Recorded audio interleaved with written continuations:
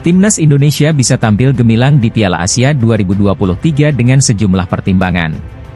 Timnas Indonesia berhasil menembus Piala Asia 2023 usai lolos sebagai salah satu runner-up grup terbaik pada babak kualifikasi yang digelar tahun lalu. Keberhasilan ini pun menjadi catatan manis tersendiri, di mana Timnas Indonesia akan kembali ke ajang 4 tahunan itu untuk pertama kalinya sejak 2007 silam.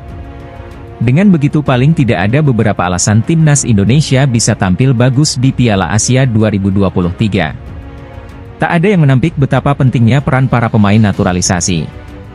Hal ini ditunjukkan Jordi Amat dan Mark Klok pada Piala AFF 2022 lalu. Di Piala Asia 2023 nanti, Timnas Indonesia akan mendapat tambahan pemain naturalisasi lagi pada diri Sandy Walsh dan Shane Patinama serta Elkan Bagot yang akan menambah kekuatan untuk menghadapi lawan-lawan berat di level Asia.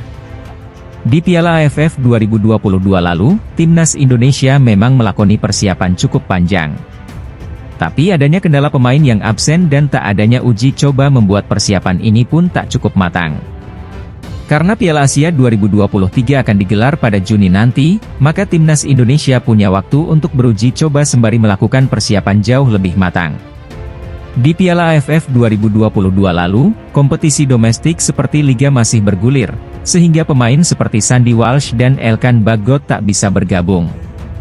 Mengingat Piala Asia 2023 akan digelar di pertengahan tahun atau saat kompetisi usai, maka kedua pemain itu dan Shane Patinama yang hampir menjadi WNI bisa bergabung dan membela Timnas Indonesia. Di Piala AFF 2022 lalu, selain tak adanya pemain naturalisasi seperti Sandy Walsh dan Elkan Bagot, komposisi pemain lokal Timnas Indonesia terbilang tak lengkap dengan absennya Dimas Drajat. Tapi di Piala Asia 2023 nanti, Dimas Drajat kemungkinan besar akan disertakan dan tampil untuk memimpin lini serang Timnas Indonesia. Di Piala AFF 2022 lalu, Jordi Amat baru melakoni debutnya bersama Timnas Indonesia, alias belum beradaptasi dengan para pemain lainnya serta taktik Shin Tae-yong. Tapi di Piala Asia 2023 nanti, para pemain naturalisasi seperti Jordi Amat, Sandy Walsh, dan Shane Patinama akan bisa memiliki waktu panjang untuk nyetel dengan skuad dan taktik Shin Tae-yong. Pelatih Timnas Vietnam, Park Hang-seo mengatakan Timnas Indonesia sebagai tim yang paling berisik di Piala AFF 2022. Anggapan itu muncul setelah Park Hang-seo bersua Timnas Indonesia racikan Shin Tae-yong di semifinal Piala AFF 2022. Saat itu, Shin Tae-yong beberapa kali melemparkan ciwar ke Vietnam dan Park Hang-seo. Shin Tae-yong mengatakan level Vietnam dan Timnas Indonesia setara.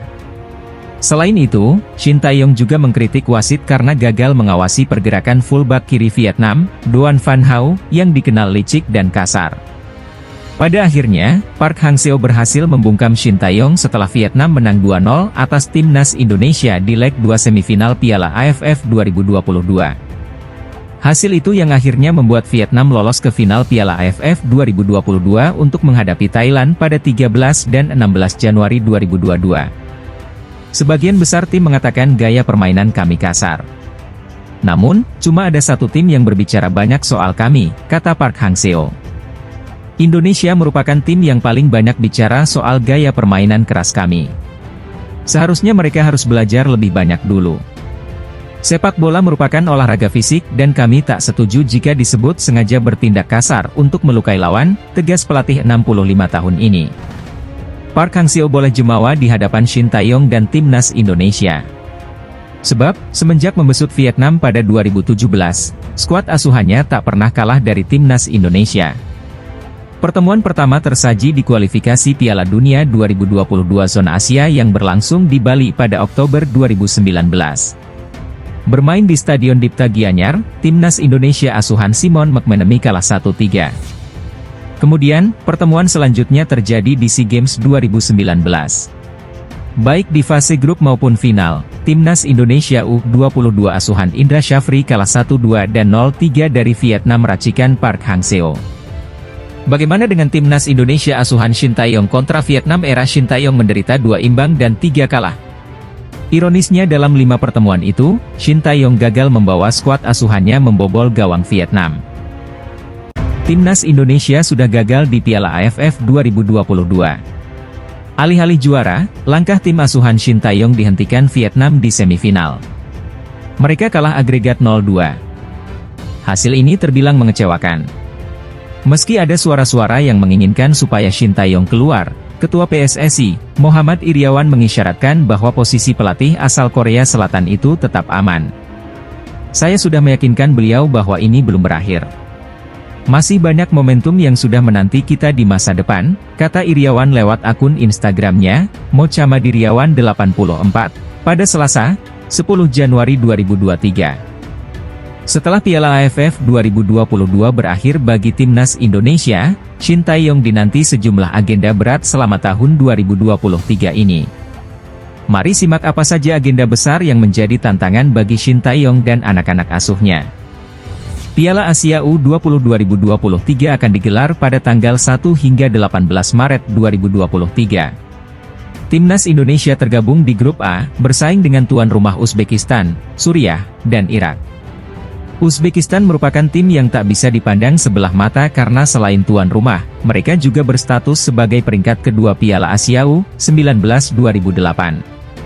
Seperti diketahui, sebelum edisi tahun 2023, kompetisi tersebut masih bernama Piala Asia U19. Sementara itu, meski hanya menjadi runner-up pada kualifikasi, Irak dan Suriah adalah tim kuat di kawasan Asia Barat. Irak merupakan pemegang 5 gelar juara Piala Asia U19 yakni pada tahun 1975, 1977, 1978, 1988 dan 2000, sementara Suriah menjadi kampiun turnamen itu pada 1994. Berbekal pemain-pemain seperti Marcelino Ferdinand, Muhammad Ferrari, Hoki Caraka, hingga Cahya Supriyadi, Shin Tae-yong tentu ingin memberikan gelar prestisius buat Timnas Indonesia. Sebanyak 5 pemain andalan Piala Asia 2023 yang berlangsung di Qatar, kemungkinan besar baru bergulir pada Januari 2024. Jika digelar tahun depan, Timnas Indonesia bisa diperkuat 3 pemain naturalisasi yang diproyeksikan tampil di Piala Dunia U20 2023, yakni Rafael Struijk, Ivar Jenner dan Justin Hubner. Ketiga nama di atas bakal melengkapi 2 nama lain yang sedang menanti debut bersama Timnas Indonesia, yakni Sandy Walsh dan Shane Patinama.